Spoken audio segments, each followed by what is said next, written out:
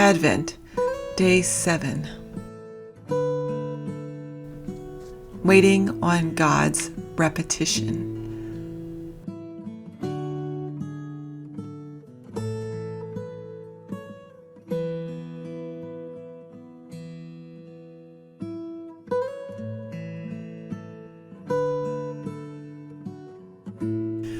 But about that day or hour no one knows, not even the angels in heaven nor the Son, but only the Father.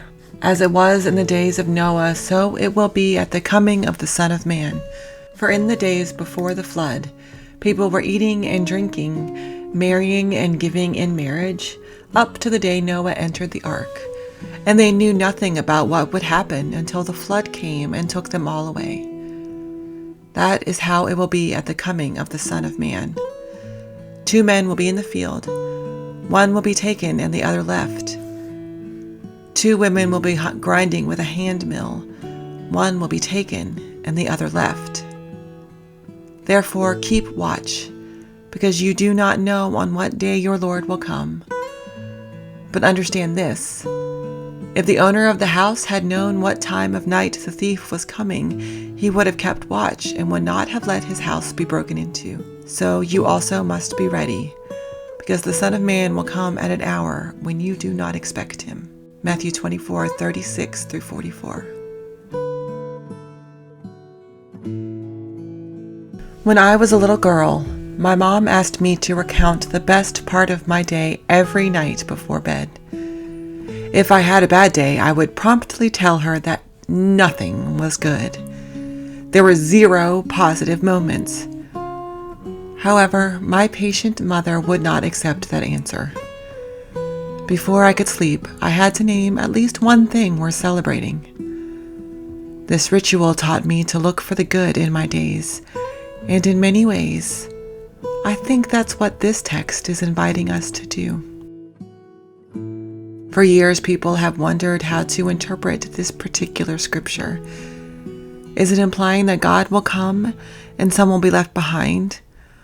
Or that some are being called forward into new lives with new vocational callings?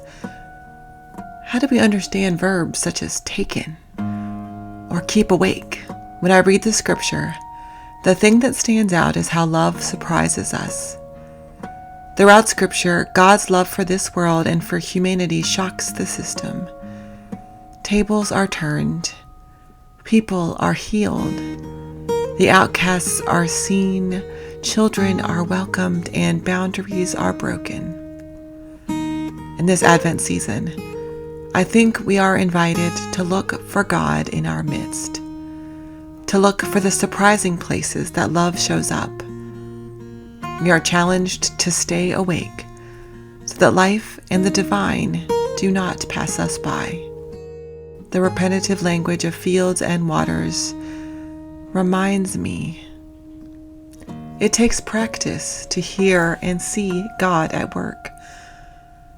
The workers' fields describes in the text, just like the Good Shepherd's fields and the scenery Mary and Joseph may have passed on their way to Bethlehem, are all serve as a reminder that God's surprising love and grace shows up in ordinary places all along the way.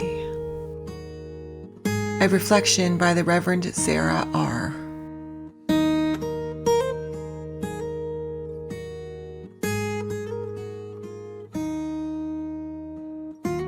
God of the watching ones, give us your benediction.